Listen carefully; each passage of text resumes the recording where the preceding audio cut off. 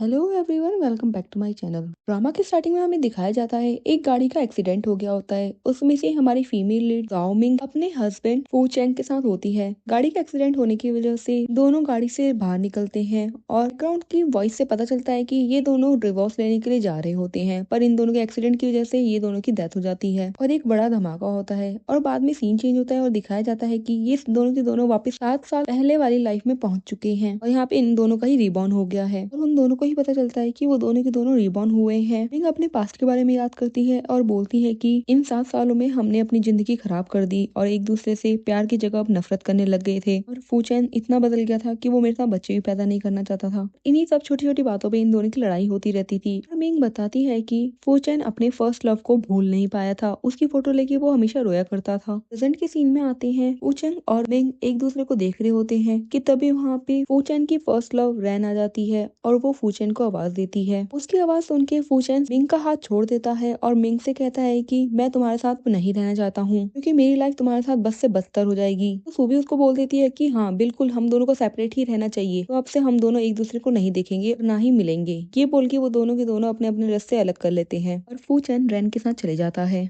इसी तरीके से टाइम बीत जाता है और 7 साल निकल जाते हैं। एक होटल के बाहर का सीन दिखाया जाता है जहाँ पे बहुत बड़ी सी गाड़ी आके रुकती है। वहाँ से मिस्टर शेन निकलते हैं, साथ में वहाँ पे मिंग और उसका बच्चा निकलता है और हमें पता चलता है कि मिंग ने शेन से शादी कर ली थी और मिंग अभी मेडिकल में एक्सपर्ट सर्जन बन चुकी थी। उसका हस्बैंड उससे बोलता है कि तुम थक गई होगी 8 घंटे के ऑपरेशन के बाद, तो तुम्हें घर जाकर रेस्ट करना चाहिए, तो तुम इस रियूनियन पार्टी में आके क्यों अपना टाइम वेस्ट कर रही हो। तो मैंग उसको बोलती है कि मैंने इन 7 सालों में अपने कॉलेज फ्रेंड्स से नहीं मिली हूँ, तो मुझे लगता है आज मुझे मिल लेना चाहिए, तो तुम फिक्र मत करो, मैं अपना ध्यान रख लूंगी। वो अपने बच्चे शाओ से बोलती है कि तुमको पापा के साथ अच्छे से रहना है, तुम्हारे लिए बहुत सारी डिशेस मैंने बनवा रखी हैं शेफ से, तो उसको अच्छे से खा लेना। उसका बच्चा भी उसको हाँ बोलता है और अपनी मम्मी को ध्यान रखने को बोल के वहाँ से चले जाते हैं वो लोग। लास्ट रियूनियन का सीन दिखाया जाता है जहाँ पे फूचैन रैन के साथ आता है। उसको देख के वहाँ पे सब लोग क्लैपिंग कर रहे होते हैं और उसको थैंक यू बोलते हैं इतने बड़े होटल में पार्टी देने के लिए। वहीं एक लड़का उसके बारे में डिस्क्राइब करता है कि फूचैन एक फेमस ट्रेडर बन गया है जिसकी वजह से उसने बहुत सारे पैसे कमाए हैं। फूचैन अपने मन में सोचता है कि प्रीवियस लाइफ की जो भी मेरी यादें थी वो इस लाइफ में मेरे काम आ रही है, जिसकी वजह से मैं इतने सारे पैसे कमा पाया हूँ। और वो बोलता है अपने मन में, मिंग देखो मैं तुम्हारे बर्डन के बिना कितना अच्छा कमा पा रहा हूँ। वहाँ पे खड़े अपने दोस्तों से पूछता है कि क्या तुम लोग ग्रेजुएशन के बाद मिंग के टच में हो।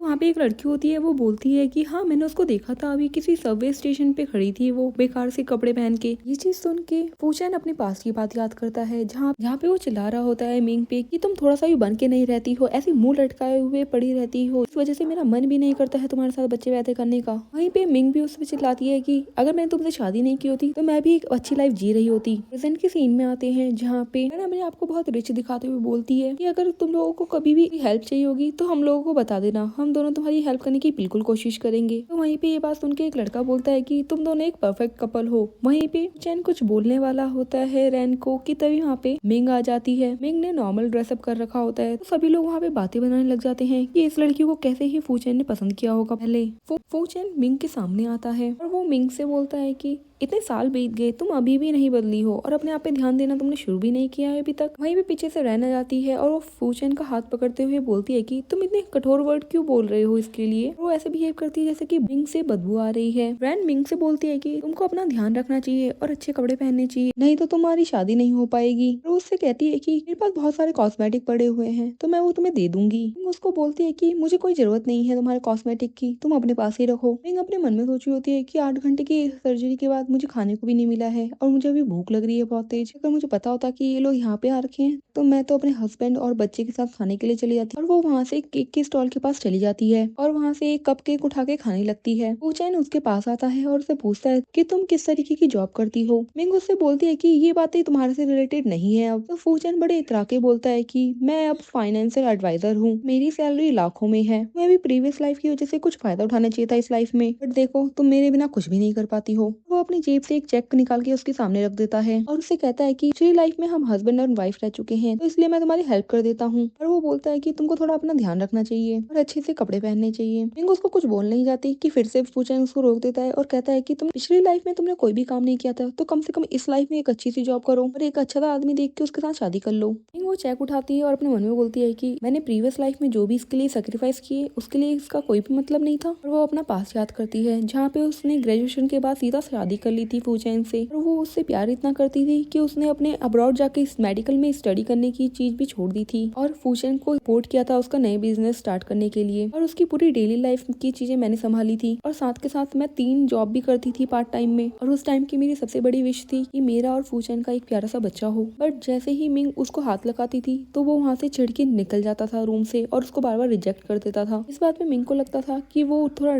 थका हुआ है इसीलिए इग्नोर कर रहा है, बट उसको बाद में पता चलता है कि वो अपने पहले प्यार रैन को कभी भुला ही नहीं पाया था और वो यहाँ तक कि मिंग को ये भी कह देता है कि अगर मैंने रैन से शादी की होती तो मैं अभी सक्सेसफुल होता, वो इतनी ब्यूटीफुल है और उसका लक भी इतना अच्छा है। और वो मिंग से कहता है कि मैं तुमसे शादी करके पछता रहा हूँ। इस बात पे मिंग उसको एक जोरदार थप्पड़ लगा देती है। वो उस पर चिल्लाते हुए बोलता है क्या तुम पागल हो गई हो? तो मिंग बोलती है कि मैंने तुम्हारे लिए अपना करियर तक छोड़ दिया और तुम कह रहे हो कि तुम मेरे से शादी करके रिग्रेट कर रहे हो। वो उसके बाल पकड़ के मिरर के सामने खड़ा कर देता है और उसको बोलता है कि तुम इतनी गंदी दिखती हो, तुमको क्या लगता है मैं तुम्हारे साथ रहना चाहूंगा? और वो उस पर चिल्लाने लगता है और साथ ही साथ बोलता है कि मैंने तुमसे कभी प्यार ही नहीं किया था और अगर भगवान मुझे एक और चांस देंगे तो मैं तुम्हें कभी नहीं चुनूंगा। और वो मिंग को नीचे फेंक देता है। प्रेजेंट के सीन में आते हैं। मिंग उसका चेक नीचे रखते हुए उसे बोलती है कि मुझे माफ करना पर मैं स्ट्रेंजर से कोई भी चीज नहीं लेती हूँ। इस बात पे फूचैंग उससे बोलता है कि क्या तुम इस पार्टी में इसीलिए नहीं आई थी कि तुम्हें कुछ सोर्सेस मिल सके जिससे तुम पैसे कमा सको? जैसे कि तुमको पता है इन सभी क्लासमेट्स में मैं सबसे ज्यादा अमीर हूँ तो तुम्हें मेरी हेल्प ले लेनी चाहिए, ज्यादा शर्मिंदा होने की जरूरत नहीं है। वो उससे कहता है कि मेरे मन में अभी भी थोड़ी सी फीलिंग है तुम्हारे लिए तो इसलिए मैं तुम्हारी हेल्प कर रहा हूँ। मिंग उससे बोलती है कि माफ करना पर मुझे तुम्हारे पैसे नहीं चाहिए क्योंकि तुम अभी तक जो पैसे कमा रहे हो वो प्रीवियस लाइफ की मेमोरी से कमा रहे हो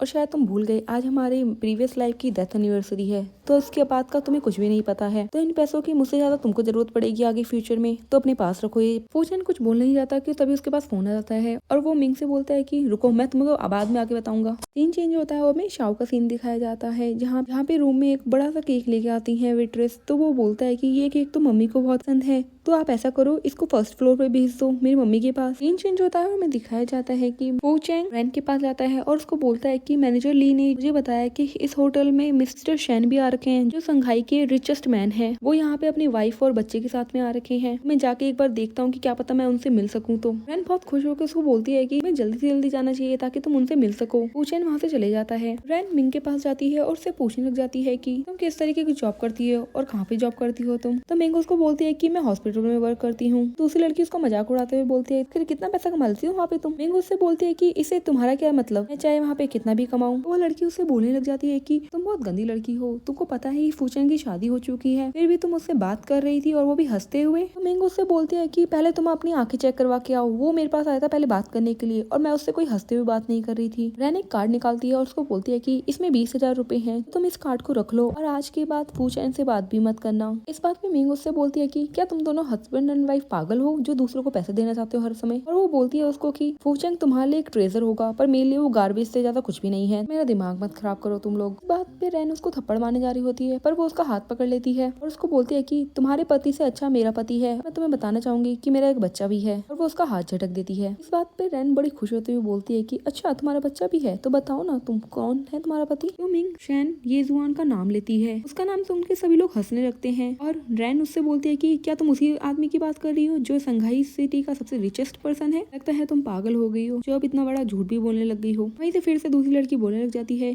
कि तुमको पता है ना मिसेस चैन जो है वो अपना लो प्रोफाइल रखती है, ज्यादा वो पब्लिक में आती नहीं है, तो इसका मतलब ये नहीं कि तुम अपने आप को मिसेस चैन समझो। वहाँ पे सभी लड़कियां जो है उसका मजाक उड़ाने लग जाती हैं। तभी वहाँ पे एक वेटर आ जाती है केक के साथ और अनाउंसमेंट करती है कि ये मिसेस चैन के लिए केक मिस्टर शैन ने भिजवाया है, प्लीज इस पे साइन कर दीजिए मिसेस शैन। ये भी सीन चेंज हो जाता है और दिखाया जाता है फूचैन जो है मिस्टर ली से मिलता है। उनसे कहता है कि क्या मैं मिस्टर शैन से मिल सकता हूँ? मिस्टर ली उससे बोलने लगते हैं कि अभी तो नहीं मिल सकते पर जब वो बाहर को आएंगे तब मैं तुम्हें बता दूंगा, तब तुम ऐसे प्रिटेंड करना जैसे कि हम अचानक से मिले, तब मैं तुमको रिकमेंड कर दूंगा उनके सामने। वो हाँ बोलता है। वहीं पे मिस्टर ली उसको बताने लग जाते हैं कि तुमको एक चीज का ध्यान रखना होगा, तुमको मिस्टर चैन की वाइफ से कभी भी पंगा नहीं लेना है, वो अपनी वाइफ को बहुत पसंद करते हैं। पिछली बार किसी ने गलती से उनको धक्का मार दिया था, जिस वो दिन है और आज का दिन है वो आदमी कभी भी दिखा नहीं है यहाँ पे। तुम डरो मत, मैं कोशिश करूंगा कि मिसेस चैन की जो है फोटो मैं तुमको भेज सकूं ताकि तुम उनको गलती ना कर सको। वो उसको बार बार थैंक यू करने लग जाता है। सीन चेंज होता है और हमें दिखाया जाता है वेटर मिंग के सामने जाती है और उसे पूछती है कि क्या आप मिसेस सेन है, तो प्लीज इसे मैं साइन कर दीजिए, और वो उसको पेपर देती है, पर वो पेपर दूसरी लड़की छीन लेती है। कहती है कि क्या पता ये मिसेस फू के लिए हो। वहीं पे पीछे खड़ा हुआ एक लड़का बोलने लग जाता है कि हाँ ये हो सकता है, क्योंकि फूचेंग जो है वो मिस्टर सेन से मिलने गया है,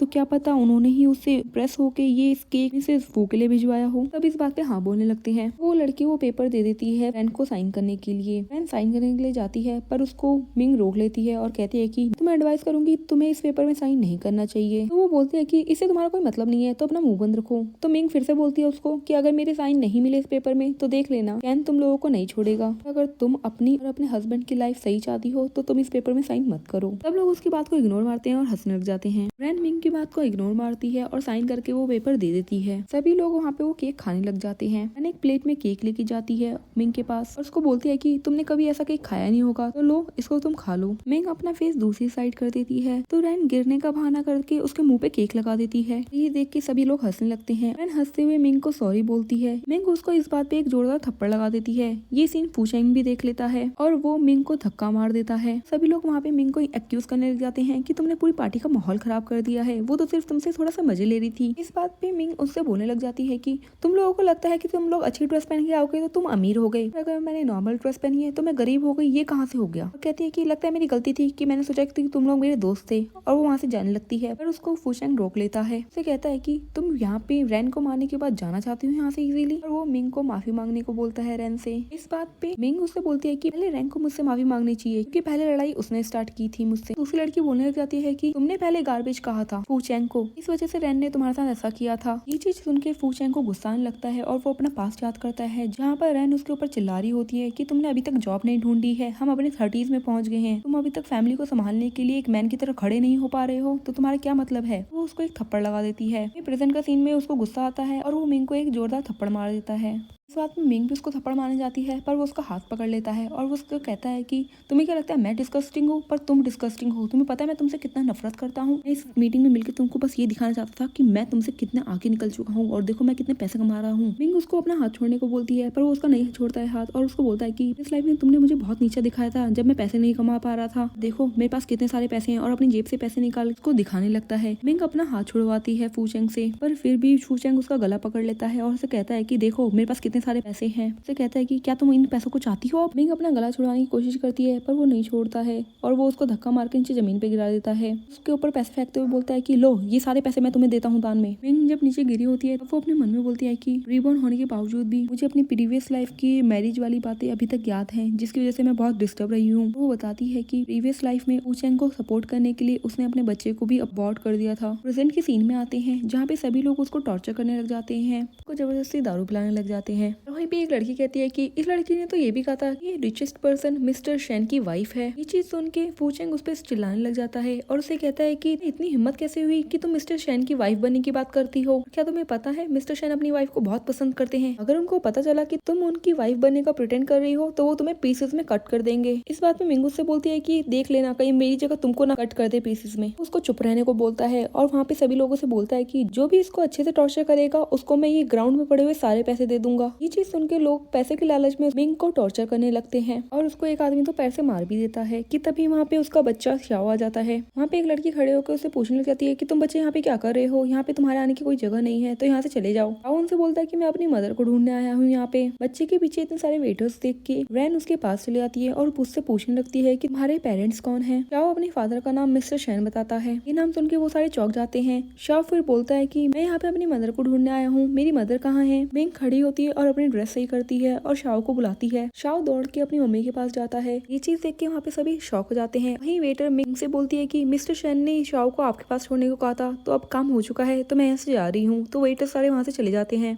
शाओ अपनी मदर से बोलने लग जाता है कि मदर मुझे बताओ आपको किसने बुली किया, मैं उसको अच्छा सबक सिखाऊंगा। वहाँ पे खड़े दूसरे लोग जो है वो बोलने लग जाते हैं कि तुम्हारी मदर को मिस्टर फूचेन ने बुली किया है, हमने कुछ भी नहीं किया। ये चीज सुन के शाओ फूचेंग को मारने लग जाता है। फूचेंग बच्चे को धक्का मार देता है। ये चीज देख के मिंग शाओ को उठाती है और फूचेंग पे चिल्लाते हुए बोलती है कि ये तुम क्या कर रहे हो। फूचेंग उससे बोलता है कि तुम बहुत अच्छी एक्टर हो, तुमने एक बच्चे को भी हायर कर लिया अपने इस नाटक में, और वो उसके बारे में उल्टा सीधा बोलने लग जाता है। रैन उसको बोलती है कि क्या पता ये सच में उसका बेटा हो तो, और वो फूचेंग को चुप कराने की कोशिश करती है। फूचेंग उसका हाथ हटाते हुए बोलता है कि तुम्हें चिंता करने की जरूरत नहीं है, मुझे पता है ये उसका बच्चा हो ही नहीं सकता है, क्योंकि ये मेरे अलावा किसी और से बच्चा पैदा नहीं करना चाहती है। तो शाओ उस पर चिल्लाने लगता है और कहता है कि तुम ऐसा मेरे मदर को बुली नहीं कर सकते हो, मेरे फादर तुमको छोड़ेंगे नहीं। फूचेंग मिंग से पूछने लग जाता है ये बच्चा किसका है, तो मिंग बोलती है कि ये मिंग का ही बच्चा है। इस बात पे फूचेंग उससे बोलने लगता है कि तुम मुझे बिट्रे कैसे कर सकती हो, तुम दूसरे के साथ बच्चा कैसे पैदा कर सकती हो। मिंग उसको बोलती है कि तुम दूसरी जगह शादी कर सकते हो तो मैं क्यों नहीं कर सकती।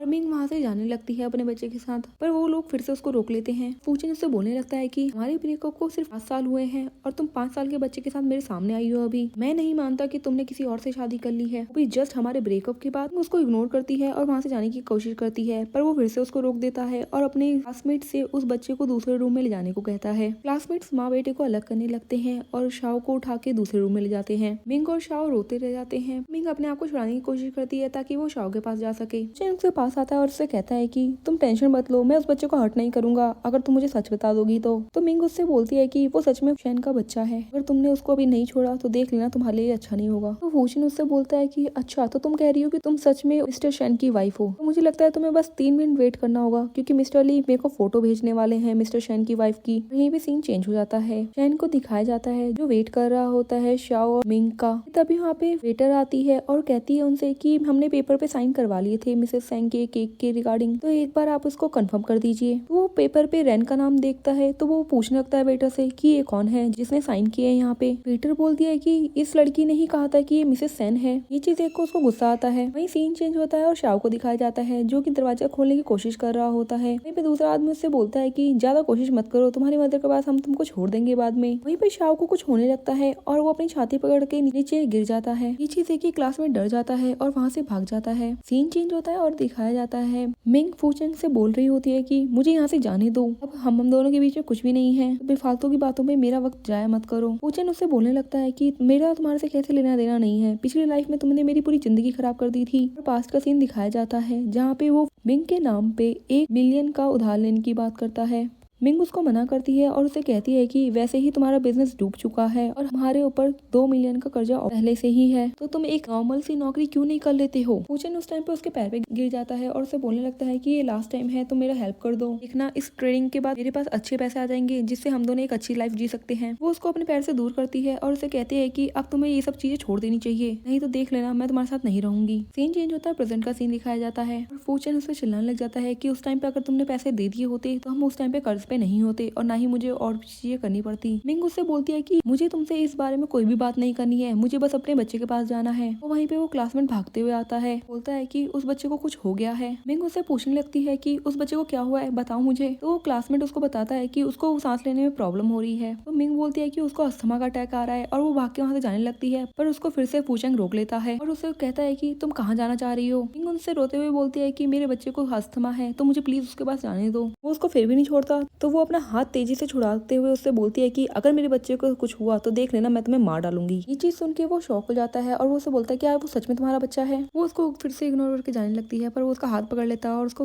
बोलता है कि वो तुम्हारा बच्चा नहीं है, तुम मुझे बिट्रे नहीं कर सकती हो। प्रीवियस लाइफ में तुम मुझसे इतना प्यार करती थी तो तुम मुझे ऐसे कैसे छोड़ सकती हो। प्रीवियस लाइफ की बात सुन के वहाँ पे रेन फूचेन से बोलने लग जाती है कि तुम क्या बात कर रहे हो। फूचेन उसको इग्नोर मारता है। मिंग अपना हाथ छुड़ाने की कोशिश करती है और वो वहाँ पे खड़े लोगों से बोलती है कि अगर तुम मेरा बच्चा मेरे पास लेके आ जाओगे तो मैं तुम्हें जितना पैसे चाहते हो उतने पैसे दूंगी। इस बात पे फूचेन सबको बोलता है कि मैं भी देखता हूँ कौन हाथ लेने की हिम्मत करता है, और वो मिंग से बोलता है कि मैं तुम्हें एक चांस देता हूँ, अगर तुम नील डाउन होकर मुझसे माफी मांगोगी तब जाके मैं तुम्हें तुम्हारे बच्चे से मिलने दूंगा। उसका हाथ झटक देता है। मिंग अपने बच्चे के लिए नील डाउन हो जाती है तो फूचेन को अब यकीन हो जाता है कि शाओ सच में ही उसका बच्चा है और वो उसको जाने के लिए बोल देता है। मिंग वहाँ से जाने लगती है पर रैन अपना पैर देती है और उसको गिरा देती है, जिस वजह से मिंग के हाथ से गिलास भी गिर जाती है और हाथ उसका कांच की गिलास पे पड़ता है। वहीं दूसरी तरफ शैन भी लिफ्ट लेके नीचे आ रहा होता है और वो साथ ही साथ सिक्योरिटी गार्ड्स को भी बुला लेता है अपने। सीन चेंज होता है और दिखाया जाता है रैन जो है फूचेंग से क्वेश्चन कर रही होती है कि मुझे बताओ पिछली लाइफ के बारे में तुम क्या कह रहे थे। तो वो उसको बोलता है कि मैं तुम्हें बाद में एक्सप्लेन कर दूंगा इस बारे में। ये चीज सुन के रैन को गुस्सा आ जाता है और वो मिंग का हाथ दबाने लगती है, जिसकी वजह से कांच और ज्यादा लग जाते हैं मिंग के हाथ में। और रैन मिंग से बोलने लग जाती है कि मैंने कभी ऐसा नहीं सोचा था कि तुम मेरी पीठ पीछे मेरे हस्बैंड को सेड्यूस करोगी। फूचेंग वहाँ खड़े खड़े सिर्फ देख रहा होता है ये चीज। रैन मिंग का हाथ पकड़ के उससे बोलती है कि मैं तुम्हें यहाँ से जाने के लिए अलाउड नहीं करती हूँ। मिंग उससे रोते हुए बोलती है कि मैंने तुम्हें पहले ही क्लियर कर दिया है कि मेरा हस्बैंड और बच्चा भी है, तो मैं क्यों इस तुम्हारे पति के पीछे जाऊंगी, तो मुझे यहाँ से जाने दो। कल फूचेन फिर से पूछने लग जाता है उससे कि लास्ट टाइम तुमसे पूछ रहा हूँ, मुझे बताओ तुम्हारा हस्बैंड कौन है। मिंग चैन का नाम लेती है और वहीं फूचेन के फोन में जो है मिस्टर ली मैसेज कर देते हैं और वहाँ पे फोटो भेज देते हैं। वो उस फोटो को देखता है और उसके हाथ से फोन गिर जाता है। ये चीज देख के रेन उसका फोन उठाती है और वो फोन देखती है तो वहाँ पे मिंग की फोटो होती है। ये देख के वो भी डर जाती है और फिर वो फूचेन को पकड़ने लगती है। ये चीज सुन के वहाँ पे सभी लोग शॉक हो जाते हैं। वहीं भी हमारे लेट लतीफ मिस्टर शैन की एंट्री होती है और वो सीधा अपनी वाइफ मिंग के पास जाता है और उससे पूछता है कि ये सब किसने किया। तो मिंग उससे बोलती है कि तुम अभी यहाँ पे टाइम वेस्ट मत करो, वहाँ पे शाओ की तबीयत खराब है, और वो खुद भी बेहोश हो जाती है। वहाँ से सीन चेंज हो जाता है, हॉस्पिटल का सीन दिखाया जाता है जहाँ पे मिंग को होश आ गया होता है। वहाँ पे मिस्टर शैन अपने बच्चे शाओ के साथ आते हैं। वो अपने बच्चे को देख के बहुत खुश होती है और शैन उसको रेस्ट करने को बोलता है। मिंग शैन से लोगों के बारे में पूछती है तो पास्ट का सीन दिखाया जाता है जहाँ पे शैन ने अपने बॉडीगार्ड से बोला होता है कि यहाँ से एक भी इंसान बाहर नहीं जाना चाहिए, अगर मेरी वाइफ को कुछ हुआ तो इन सब लोगों को मैं जिंदा जमीन में गाड़ दूंगा। और ये बोल के वो मिंग को अपने साथ ले जाता है।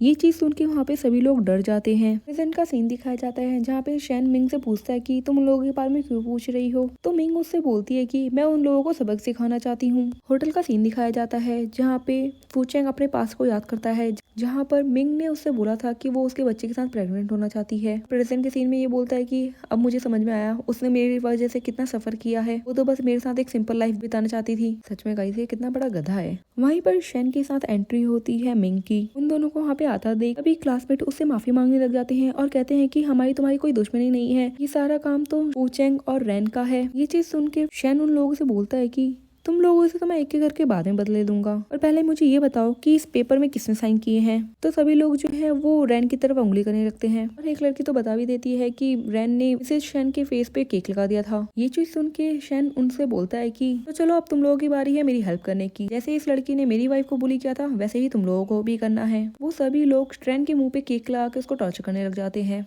शैन फूचेंग के पास जाता है और उसे कहता है कि मुझे तुमको थैंक यू बोलना चाहिए क्योंकि तुमने मिंग के साथ ब्रेकअप जो किया तभी तो मुझे इतनी एक्सीलेंट वाइफ मिल पाई है। वो उससे माफी मांग लगता है और कहता है कि मुझे पता नहीं था कि ये तुम्हारी वाइफ है। इस बात पे शैन उसको बोलता है कि मिंग ने तो तुम्हें कई बार बताया था कि वो मेरी वाइफ है, तो तुमने बिलीव क्यों नहीं किया उस बात पे। और वो उसको एक थप्पड़ लगा देता है। फूचेंग उसको छोड़ने की भीख मांगने लगता है और वहीं मिंग खड़ी होती है और वाइन की ग्लास लेके उसके मुंह पे फेंक देती है। फूचेंग उससे माफी मांगते हुए बोलता है कि मुझे माफ कर दो। तो मिंग उससे बोलती है कि माफी करने का तो तभी पता चलेगा जब तुम नील डाउन होके मेरे सामने सर पटकोगे अपना। ये बात को सुन के फूचेंग पागलों की तरह उससे बोलने लगता है कि तुम इतना क्रूल कैसे हो सकती हो, तुम मुझे नील डाउन करके सर पटकने को क्यों बोल रही हो। तो बीच में शैन बोल पड़ता है कि तुम्हें लगता है सुनाई नहीं दिया मेरी वाइफ ने क्या कहा तुमसे। फूचेंग सर पटकने जाता है तो उसको तभी मिंग उसको रोकती है और रैन को बोलती है कि तुमको भी सर पटकना होगा तभी मैं तुम्हें माफ करूंगी। शैन को देख के वो दोनों डर जाते हैं और नील डाउन होकर अपना सर पटकने लगते हैं। मिंग दूसरी तरफ मुड़ती है और उन लोगों से कहती है कि अब बताओ मैं तुम्हें कैसे पनिशमेंट दूं। वो सभी पहले ही नील डाउन होकर बैठ जाते हैं और कहते हैं कि हमें माफ कर दो। तो मिंग उन लोगों से बोलती है कि मैं तुम्हें बस कल का दिन दे रही हूँ, उसके बाद मुझे तुम यहाँ इस सिटी में दिख मत जाना। और वो वहाँ से शैन को लेके जाने लगती है कि तभी फिर से उसको फूचेंग रोकता है। इस ड्रामा में पता नहीं कितनी बार फूचेंग ने मिंग को रोक लिया है। मिंग उससे पूछती है कि अब बताओ क्या हुआ है तुम्हें। तो फूचेंग उससे बोलता है कि मुझे ये जानना है कि तुमने मुझे प्यार करना कब बंद किया। तो मिंग उसको बोलती है कि 7 साल पहले जिस दिन हमारा ब्रेकअप हुआ था उसी दिन से मैंने बंद कर दिया था तुम्हें प्यार करना। और वो उसको बोलती है कि मैं भगवान की बहुत शुक्रगुजार हूँ कि उन्होंने मुझे एक और चांस दिया अपनी नई लाइफ जीने का अच्छे से, कि तुम्हारे लिए तो मैंने जितने भी सेक्रीफाइसेस किए तुमने सिर्फ उसके बारे में कंप्लेंट ही की है मुझसे और मुझे को कभी प्यार नहीं किया था। और वो उसको कहती है कि तुम्हारे को छोड़ने के बाद मेरी लाइफ बहुत ही अच्छी सी बीती है, अभी कोशिश करना कि तुम्हारी शक्ल मुझे फिर से ना देखनी पड़े। और वो वहाँ से मुड़ने के जाने लगती है। फिर से पीछे से रैन बोलने लगती है कि तुम सिर्फ शैन की बदौलत उड़ रही हो, तुम्हारे पास कोई एबिलिटी नहीं है खुद की। मिंग उसको इग्नोर मारती है और दोनों वहाँ से चले जाते हैं। वहीं रैन के पास उसकी मदर का कॉल आता है और उसकी मदर उसको चिल्लाते हुए बोलती है कि तुम्हारे फादर की तबीयत और खराब होने लगी है, तुम जल्दी से हॉस्पिटल में आओ। हॉस्पिटल का सीन दिखाया जाता है जहाँ पे दोनों पहुंचते हैं। उनके माथे एकदम लाल हो रखे होते हैं। तो उसकी मदर पूछती है कि ये क्या हुआ। तो वो बोलते हैं कि हम रास्ते में गिर गए थे। और वो अपने फादर के बारे में पूछने लगती है। उसकी मदर बताती है कि तुम्हारे फादर को जल्दी से जल्दी सर्जरी करवानी होगी और उनको मेडिकल एक्सपर्ट जाओ के द्वारा ही बचाया जा सकता है। तो फूचेन उसकी मदर से बोलने लगता है कि आप टेंशन मत लीजिए, मेरे कनेक्शन है हॉस्पिटल में तो मैं पता करवा देता हूँ। वो फोन पे पता करता है कि डॉक्टर जाओ जो हैं वो दूसरे हॉस्पिटल में आने वाले हैं। ये न्यूज वो अपनी मदर इन लॉ को बताता है। तुम लोग टेंशन मत लेना, मैं उसको जरूर बुलाऊंगा फादर के ऑपरेशन के लिए।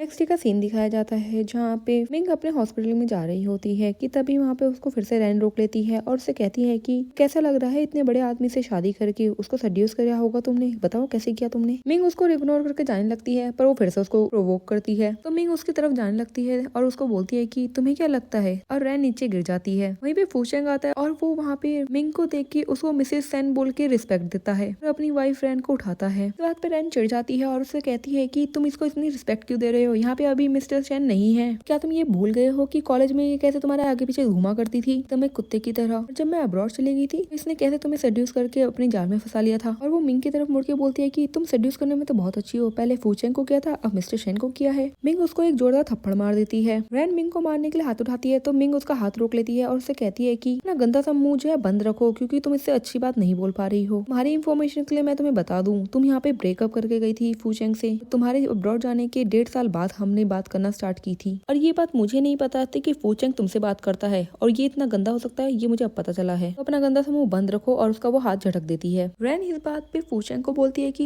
ये मेरे साथ ऐसे बिहेव कर रही है, तुम कुछ बोलोगे नहीं। तो फूचेंग उसको बोलता है कि हम यहाँ पे डॉक्टर से मिलने आए हैं और वो मिंग को सॉरी बोल के वहाँ से अपनी वाइफ को ले जाता है। हॉस्पिटल के अंदर का सीन दिखाया जाता है जहाँ पे रैन बिगर कोई अपॉइंटमेंट लिए सीधा अंदर जा रही होती है। उसको नर्स वहाँ पे रोकती है और उसको पहले यहाँ पे नंबर लेने को कहती है और वहीं पीछे से मिंग आगे को निकल जाती है। चीज देख के रैन उस नर्स से बोलने लगती है कि तुमने उस लड़की को आगे कैसे जाने दिया। तो नर्स उससे बोलती है कि तुम पागल हो, अगर यहाँ का स्टाफ अंदर नहीं जाएगा तो कौन जाएगा तुम। ये चीज सुन के सभी लोग वहाँ पे हंसने लगते हैं और ऐसे ही कुछ टाइम बीत जाता है, सारे पेशेंट्स वहाँ से चले जाते हैं। अब रैन की बारी आती है। नर्स रैन को अंदर भेजती है। वहाँ पर मिंग बैठी होती है। मिंग को वहाँ पे देख के रैन उसे बोलने लगती है कि तुम यहाँ पे क्या कर रही हो। तो मिंग उसको बोलती है कि मैं यहाँ पे डॉक्टर हूँ, तुम मेरी क्लिनिक में आई हो, और वो उसको अपना आईडी कार्ड दिखाती है। ये सुन के कि वो डॉक्टर है फूचेंग शॉक हो जाता है और वहीं रैन जो है वो मिंग का कॉलर पकड़ लेती है और उसे कहती है कि मैं यहाँ पे तुमको मिलने नहीं आई हूँ, मैं यहाँ पे डॉक्टर जाओ के लिए आई हूँ। फूचेंग उसको थोड़ा शांत करवाता है और उसको पीछे करता है। इस बात पे मिंग अपने सिक्योरिटी गार्ड्स को बुला लेती है। फूचेंग मिंग को समझाने की कोशिश करता है और उसे कहता है कि रैन के फादर को डॉक्टर जाओ के ऑपरेशन की जरूरत है, तो प्लीज हमको बता दो डॉक्टर जाओ कहाँ पर है। वहीं पे नर्स जो है सिक्योरिटी गार्ड्स के साथ आ जाती है। मिंग उन दोनों को यहाँ से निकाल के बाहर फेंकने को कहती है उनको। रैन अपना हाथ छुड़वाती है सिक्योरिटी गार्ड से और वो मिंग से बोलती है कि तुम हमको मिलने क्यों नहीं दे रही हो डॉक्टर जाओ से। ये चीज सुन के नर्स उसको बोलती है कि तुम डॉक्टर जाओ के सामने ही तो खड़ी हो। तो रैन उसको बोलने लग जाती है मैं इसकी बात नहीं कर रही हूँ, मैं मेडिकल एक्सपर्ट डॉक्टर जाओ की बात कर रही हूँ। इस बात पे नर्स उसको बोलने लग जाती है कि आपको यहाँ पे आने से पहले थोड़ी रिसर्च करनी चाहिए थी, जो आपके सामने बैठी है वही मेडिकल एक्सपर्ट डॉक्टर जाओ मिंग है। ये चीज सुन के दोनों के दोनों शॉक हो जाते हैं और रैन उससे बोलने लगती है कि तुम तो नर्स थी ना, तुम डॉक्टर कैसे बन सकती हो। तो मिंग उससे बोलती है कि मैंने कहा था मैं हॉस्पिटल में वर्क करती हूँ, मैंने ये कभी नहीं कहा कि मैं नर्स हूँ।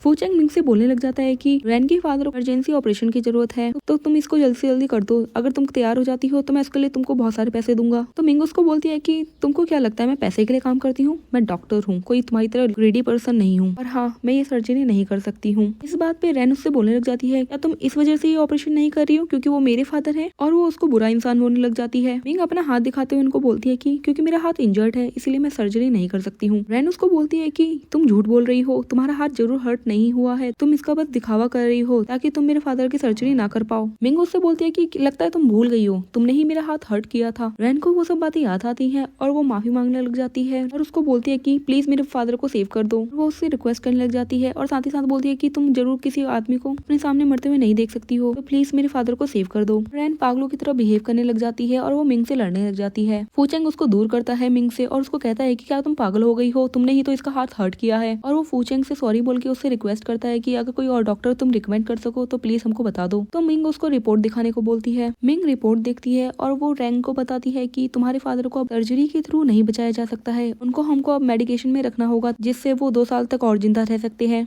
चीज सुन के रैन उसके हाथ से पेपर ले लेती है और उसको कहती है कि तुम जानबूझ के बोल रही हो और मुझे लगता है तुम मेरे फादर को मारना चाहती हो। मिंग उसको बोलती है कि अगर तुम्हें लगता है कि मैं तुम्हारे फादर को मारने की कोशिश कर रही हूँ तो तुम किसी और डॉक्टर को दिखा सकती हो, और वो उनको वहाँ से जाने को बोलती है। फूचेंग मिंग से बात करने की कोशिश करता है पर रैन उसको रोक लेती है। वो उसको कहती है कि मैं इस लड़की से कुछ बात नहीं करना चाहती हूँ, चलो मैं किसी और डॉक्टर से ऑपरेशन करवा लूंगी अपने फादर का। वो वहाँ से फूचेंग को लेके चली जाती है। ये भी कट होता है, दूसरा सीन दिखाया जाता है जहाँ पर रैन अपने फादर की फोटो लेके बैठी होती है और पता चलता है कि उसके फादर की डेथ हो गई है सर्जरी की वजह से। फूचेंग उसके पास आता है और उसको कंसोल करने की कोशिश करता है पर वो उससे कहने लगती है कि ये सारी गलती जो है वो मिंग की है, मिंग की वजह से ही मेरे फादर मरे हैं। फूचेंग उसको बोलता है कि ये सारी तुम्हारी गलती है, मिंग ने तो तुमको मना किया था सर्जरी करवाने से पर तुमने ही मानी रही थी उसकी बात, तो रैन उसको बोलने लग जाती है कि तुम हमेशा उसकी साइड क्यों लेते रहते हो, क्या वो अभी भी तुम्हारे दिल में है। फूचेंग उसको चिल्ला के चुप होने को बोलता है पर वो नहीं सुनती और फूचेंग को सुनाने लग जाती है मिंग के रिगार्डिंग। बाद में फूचेंग उसको एक थप्पड़ मार देता है, उसको डिवोर्स के लिए बोलता है और उसको बोलता है कि मैं रिग्रेट कर रहा हूँ जिस दिन मैंने मिंग को छोड़ के तुमको चूज किया था। अगर मैं मिंग का थोड़ा सा ध्यान रखता तो वो आज मेडिकल एक्सपर्ट होती मेरी वाइफ बन के। और इसी तरीके से दोनों के बीच में लड़ाई होने लग जाती है और फूचेंग उसको डिवोर्स को बोल के वहाँ से चले जाता है। वहीं पीछे रैन बोलती है कि मिंग तुमने मेरी जिंदगी खराब कर दी है, मैं तुम्हें मार के ही चैन लूंगी। वहीं पे सीन चेंज हो जाता है। दूसरी तरफ दिखाया जाता है फूचेंग जो है मिंग से मिलने जाता है उसके हॉस्पिटल में। वो उससे कहता है कि क्या तुम मुझे अभी भी प्यार नहीं करती हो। तो मिंग उसको बोलती है कि मेरा तुम्हारे से कोई रिश्ता नहीं है और वो वहाँ से जाने लगती है। फूचेंग उसको बोलता है कि पिछली लाइफ में हम एक दूसरे से बहुत प्यार करते थे, क्या तुम्हें ये सब चीजें याद नहीं है। और वो उसको बोलने लग जाता है कि मैं इस लाइफ में खुश नहीं हूँ, मैं जब भी सक्सेसफुल हुआ हूँ किसी ट्रेड में तो मुझे हमेशा तुम्हारी याद आई है। मैं जानता हूँ प्रीवियस लाइफ में मैंने तुम्हें बहुत हर्ट किया है, मैं ये भी जानता हूँ कि माफी मांगने के लिए बहुत लेट हो चुका है, बट प्लीज मेरे को माफ कर दो। और वो उससे माफी मांगने लग जाता है। उसको बोलती है कि ये सब कहने का कोई मतलब नहीं है, अब मैं तुम्हें पिछली लाइफ में प्यार करती थी, अब नहीं, अब मेरी शादी हो चुकी है, मेरा एक प्यारा सा हस्बैंड है, साथ में एक क्यूट सा बच्चा है, अब तुम मेरे लिए इम्पोर्टेंट नहीं हो। फूचेंग उसको बोलता है कि अगर तुम मेरे पास वापस आ जाओगी तो मैं तुम्हारे लिए बहुत सारी चीजें करूंगा और मैं तुमसे बहुत प्यार करूंगा। तो मिंग उससे बोलती है कि तुम कभी भी खुश नहीं रह सकते हो क्योंकि तुम उस चीज को चेरिश ही नहीं करते जो तुम्हारे पास अभी है। और वो उसको बोलते है कि अब हमारे बीच में सब कुछ खत्म हो चुका है, तो अब कोशिश करना मेरे सामने मत आना। और वो वहाँ से चली जाती है। सीन चेंज होता है, हमें दिखाया जाता है मिंग कहीं जा रही होती है कि उसके सामने रैन आके बैठ जाती है और उसे कहते हैं कि प्लीज मेरे को बचा लो। उसे कहते हैं कि मेरे फादर की डेथ हो चुकी है और फूचेंग भी मुझे डिवोर्स देने को कह रहा है, तो प्लीज तुम उसको समझा दो ताकि वो मुझे डिवोर्स ना दे। और वो पब्लिक में सीन क्रिएट करने लगती है। मिंग उससे बोलती है कि ये तुम्हारा फैमिली मैटर है, मैं इसमें पढ़ना नहीं चाहती हूँ। और वो वहाँ से जाने लगती है। वहीं रैन अपने बैग से चाकू निकालती है और वो मिंग को मारने के लिए जाती है। वहीं बीच में शैन आ जाता है और उसके हाथ में चाकू लग जाता है जिस वजह से मिंग बच जाती है। शैन रैन के हाथ में लात मार के चाकू गिरा देता है। वहीं सिक्योरिटी गार्ड्स आके उसको पकड़ लेते हैं। शैन सिक्योरिटी गार्ड से बोलता है कि इसको पुलिस के हवाले कर दो, ये कोशिश करना कि ये बाहर ना निकल सके। शैन वहाँ पे रोने लग जाती है और बार बार उसको ब्लेम करने लग जाती है कि मिंग की वजह से उसकी लाइफ खराब हो गई है। सिक्योरिटी गार्ड रैन को वहाँ से लेके चले जाते हैं। सीन चेंज होता है और हमें दिखाया जाता है मिंग शैन के हाथ में पट्टी लगा देती है।